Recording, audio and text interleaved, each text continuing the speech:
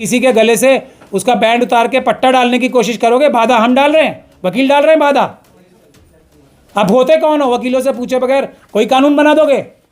बेवकूफ़ी वाले प्रावधान हैं, लेकिन रखते इसलिए क्योंकि चूड़ी टाइट करनी है। हम ये नहीं कह सकते कि संविधान को हम ख़त्म होते देख सकें, देखते रहें, लेकिन स्ट्राइक नहीं करेंगे। फिर क्या न्याय मिलेगा अगर संविधान ही ख़त्म हो जाएगा और हमारे ऊपर ही हमला हो जाएगा? तो इसका मतलब पूरी जुडिशरी पे, यानी 21 तारीख को फ्राइडे के दिन सुबह 10 बजे मैं स्वयं भी वहाँ आऊँगा। कुछ लोग टेलीविजन पे, ये क्रिमिनल टेलीविजन पे आएंगे भी ये बताने के लिए इसमें ये फ़ायदा है वो फ़ायदा है। दिल्ली के लॉयर्स ने, और अब तो पूरे देश से खबर आ रही है, दिल्ली के जो डिस्ट्रिक्ट कोर्ट्स के लॉयर हैं, और मैं गुजारिश करूँगा कपिल सिब्बल साहब से भी, वो तो यही वादा करके हमारे सुप्रीम कोर्ट के ये एडवोकेट्स अमेंडमेंट बिल 2025 पूरी तरीके से भारत के संविधान को ख़त्म करने के लिए सबसे बड़ा कदम है अब तक का।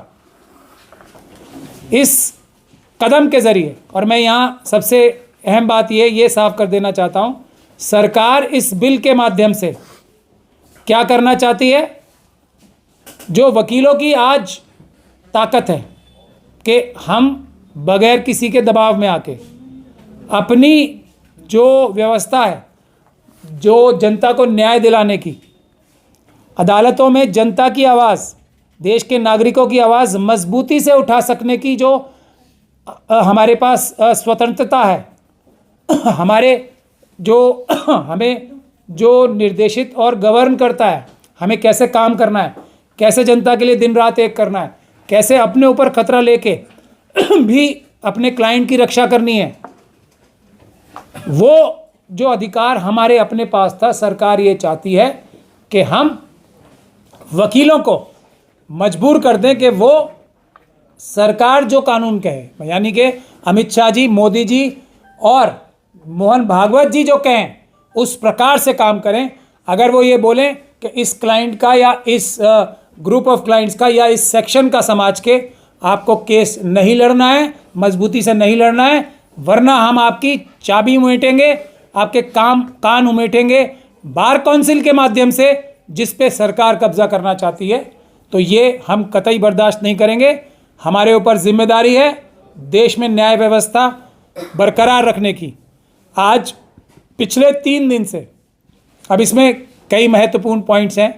पहली चीज़ ये कहता है कि हम स्ट्राइक नहीं करेंगे। मैं आपको ये बताना चाहता हूँ कि वकील 95% केसेस में 95% केसेस में, ये बात बहुत ध्यान से सुनने वाली है क्योंकि आम जनता को ये बात पता नहीं लगती है, और आरएसएस और बीजेपी के लोग अब पूरी देश में ये बातें फैलाने की कोशिश करेंगे कि वकील अपनी नहीं लड़ रहे हैं। नहीं, 95% से ज़्यादा जो अदालतों में हड़ताल होती है वो किसके फ़ायदे के लिए होती है? वो जो लोग अदालतों में न्याय की गुहार लगाने जाते हैं, आम जनता के फ़ायदे के लिए। और हर हड़ताल में आम जनता का नुकसान होता है, लेकिन वकीलों का डायरेक्ट नुकसान होता है, क्योंकि जो लोग ऐसे वकील हैं, जो ज़्यादा ईमानदार वकील हैं, जो रोज़ कमाते हैं और रोज़ खाते हैं, मतलब जिनका कोई बड़ा कार्टेल नहीं है वकीलों का, उन लोगों को तो अपना घर पालने के लिए भी दिक्कत आती है, क्योंकि अगर अदालत में पेश नहीं होंगे तो फीस कैसे मिलेगी।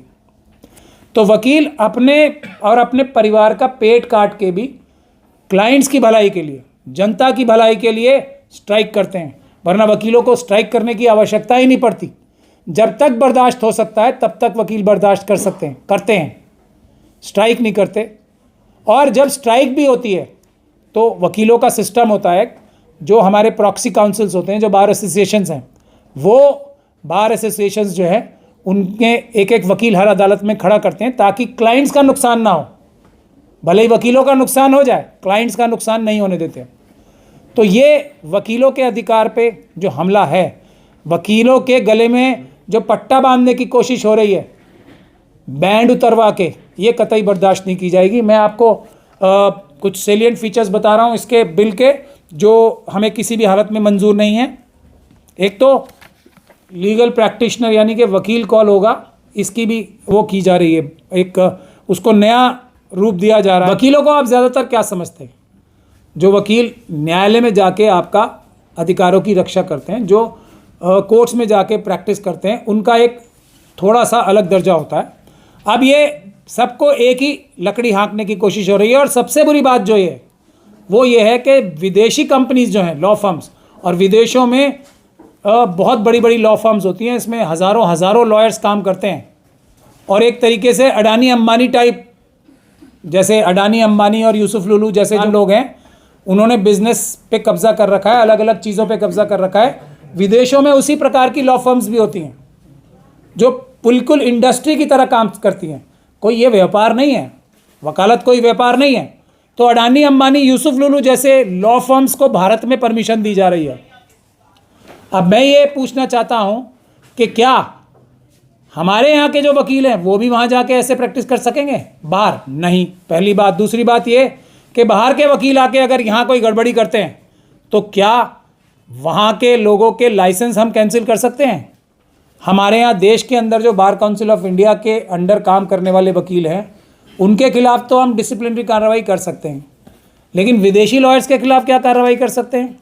तो और उससे भी बड़ी बात यह है कि विदेशी लोगों को बिना रेसिप्रोकल अरेंजमेंट्स के, जैसे हम यहाँ प्रैक्टिस कर रहे हैं तो हमें अमेरिका में भी प्रैक्टिस करने का अधिकार होना चाहिए। ऐसा तो नहीं है।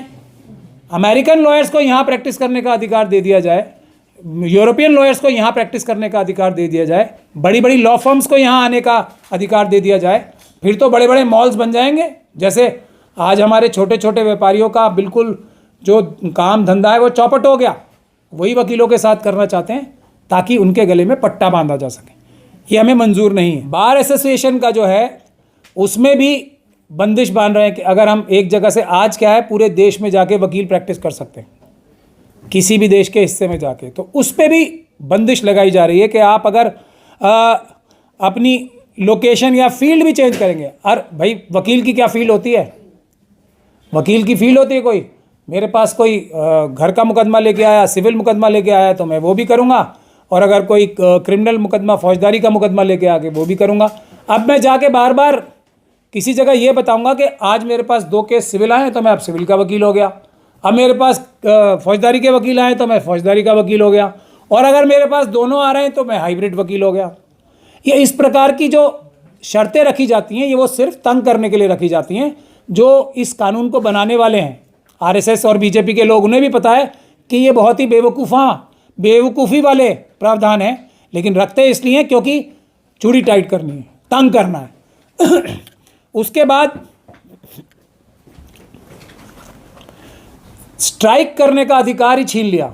मतलब ये कौन सा तरीका है? मैंने अभी आपको बताया, वकील स्ट्राइक करते हैं देश की, संविधान की और क्लाइंट्स की रक्षा के लिए। वकीलों को तो कभी कभी 5% ज़रूरत पड़ती है अपने, अगर कोई किसी वकील की हत्या कर दी जाए और कहीं प्रशासन का बहुत बड़ा जुल्म हो जाए। जैसे किरण बेदी का केस हुआ था, जब मैं वकालत में नया नया आया था, तो वकीलों के चैम्बर में घुस के बदमाशों ने किरण बेदी जी लाई थी और उन्होंने मारा था उन्हें, तो तब भी क्या वकील स्ट्राइक नहीं करते?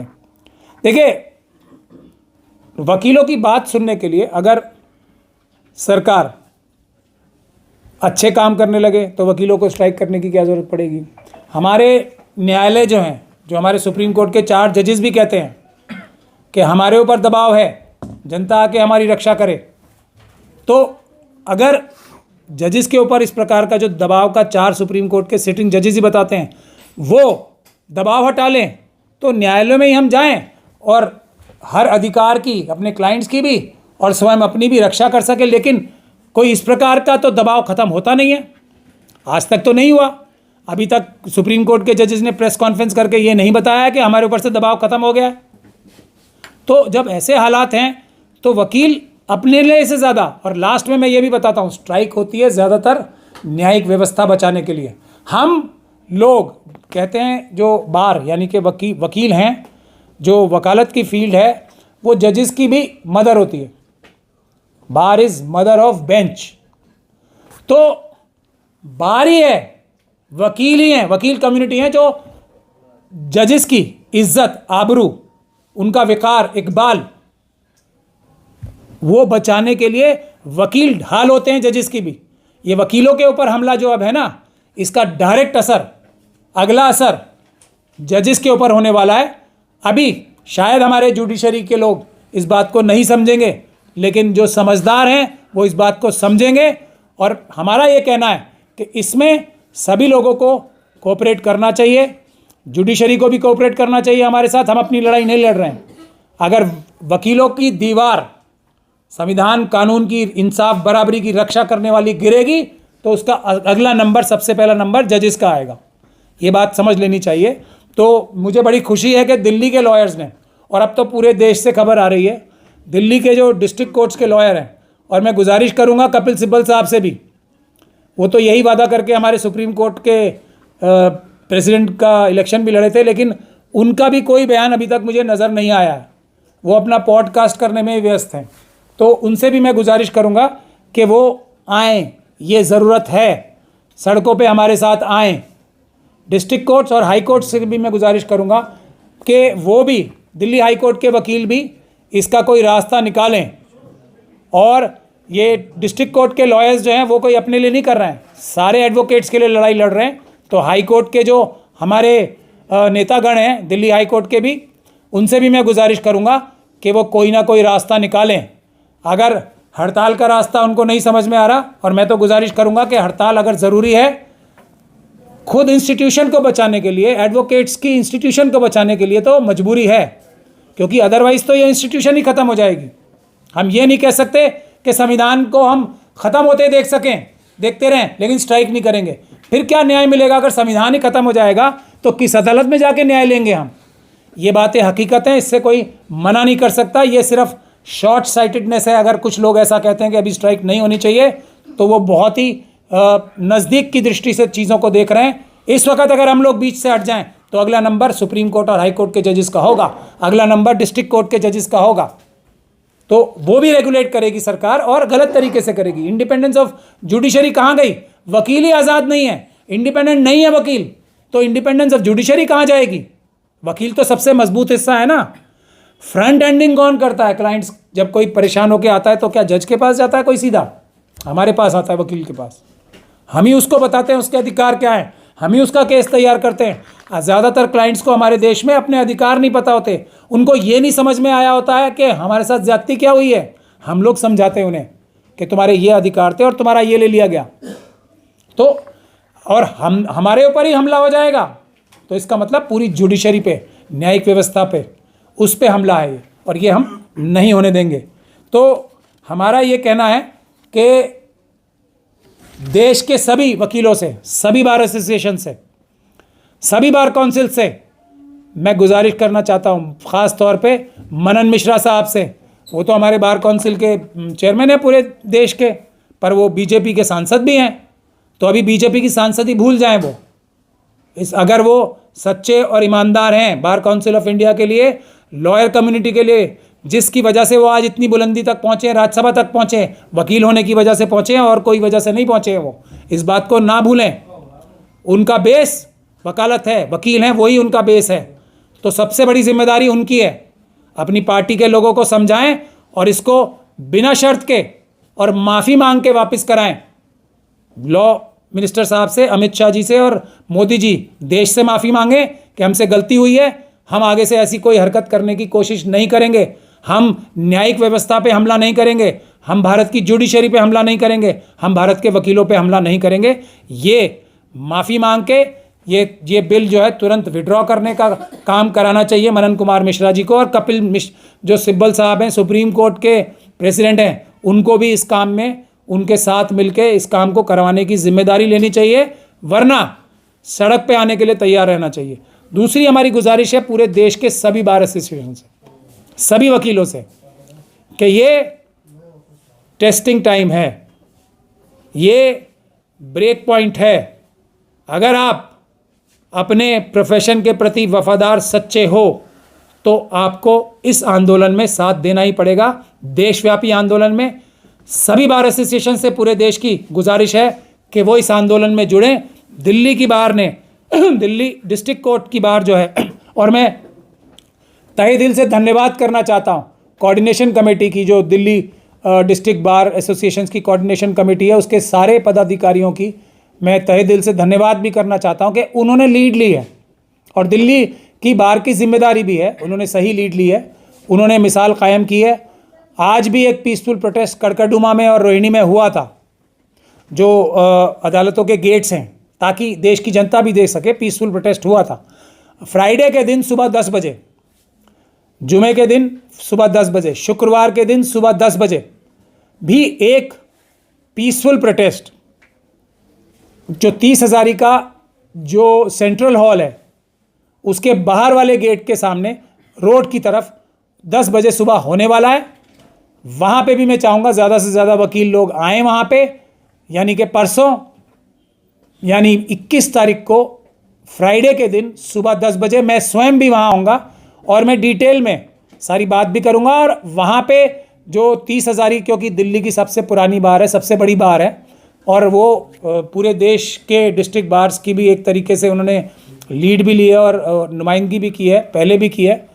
तो हम सभी लोग 30 हज़ारी से ही निकले, जो अलग अलग बार्स में गए भी हैं, आज जो पुराने लोग हैं वो सब 30 हज़ारी बार से ही निकले हैं। तो वहाँ ज़्यादा से ज़्यादा संख्या में आएँ परसों फ्राइडे के दिन 10 बजे, और वहाँ पीसफुल प्रोटेस्ट करके इस जो कम सुनने वाली जो लॉ मिनिस्ट्री और सरकार है उसको जगाएं, और आगे की जो रणनीति है वो भी तय होगी। लेकिन देश में सभी हाई कोर्ट के बार एसोसिएशन से, ख़ास तौर पे उत्तर प्रदेश और बिहार जो देश की सबसे बड़ी बार्स में से एक है, और वेस्ट बंगाल, महाराष्ट्र से भी मैं गुजारिश करूंगा कि ये सभी बार्स जितनी भी हैं ये इस आंदोलन में साथ दें, लीड लें, और किसी भी हालत में किसी भी कीमत पे संविधान के ऊपर इतना बड़ा हमला बर्दाश्त ना करें। देश बचाएं, संविधान बचाएं, हमारा जुडिशल सिस्टम बचाएं। जो क्रिमिनल मीडिया है वो तो आपको पता ही है, मुझे कहने की ज़रूरत नहीं है, वो तो इसको ऐसा दिखाएगी कि जैसे सारे वकील जो हैं बहुत खुश हो रहे हैं इससे।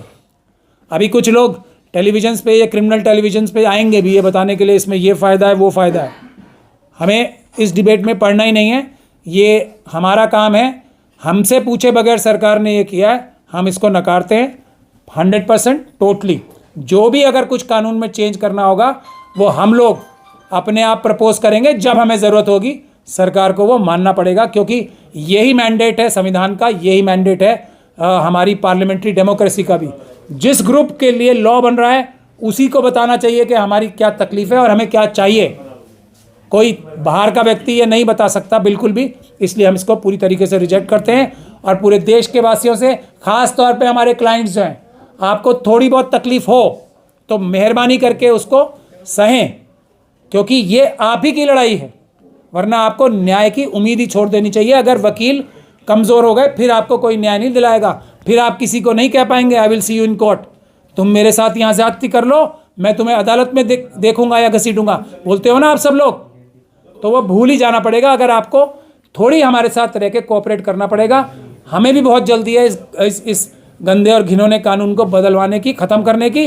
हम भी चाहते हैं कि हम भी अपनी रोज़ी रोटी कमाने के लिए आप लोगों के ज़रिए और आपको इंसाफ दिलाने के लिए इस नोबल प्रोफेशन को, इस पायस प्रोफेशन को ईमानदारी के साथ कर सकें। बहुत बहुत धन्यवाद। फायदा होगा सर, इससे फायदा होगा जो आम पब्लिक है, जो क्लाइंट है। वैश्विक स्तर का बनाने की बात हो रही है कि वैश्विक स्तर का कानूनी पेशा और इसको बनाया जाए। वो अमित शाह जी बनाएंगे, मोदी जी बनाएंगे, वो तो बना ही रहे ना। किसानों को दबा लिया, किसान बेचारे आत्महत्या पे आत्महत्या कर रहे हैं, अब वो चाहते हैं वकील भी आत्महत्या करना शुरू करें। ये नहीं अलाउ होगा। बेरोजगारों को बेरोजगार बना दिया और उनको आतंकवादी बताते हैं, लाठीचार्ज कराते हैं। वकीलों के साथ ये नहीं होगा, ये ध्यान रख लें बात सरकार। नहीं सर, इसमें जो ये कहा जा रहा है हड़ताल करने का मतलब अधिकार है, लेकिन उसमें उससे बाधा ना आए किसी चीज़ में। इस मतलब बाधा क्यों आएगी? बाधा तो ये बिल बाधा है ना। आप किसी का हाथ काट, किसी के गले से उसका बैंड उतार के पट्टा डालने की कोशिश करोगे, बाधा हम डाल रहे हैं, वकील डाल रहे हैं बाधा। आप होते कौन हो? वकीलों से पूछे बगैर कोई कानून बना दोगे? ऐसे होता है? पूछा? अब तक तमाम कानून इस तरीके से बनाए गए, संशोधन बिल लाए गए, उस पर हमेशा विवाद बढ़ता रहता है और ऐसे ही प्रदर्शन होते हैं। तो क्या ये प्रदर्शन आप लोग भी सड़क पे इसी तरीके से निकल करके इसका सोल्यूशन? ये मैंने आपको बताया ना, वकील इस देश की हिफाजत के लिए लास्ट लाइन, संविधान बचाने की लास्ट लाइन ऑफ डिफेंस हैं। वकील अपनी जिम्मेदारी समझते हैं और वो निभाएंगे। हमें पता है पूरा देश हमारे ऊपर निर्भर है इस वक्त।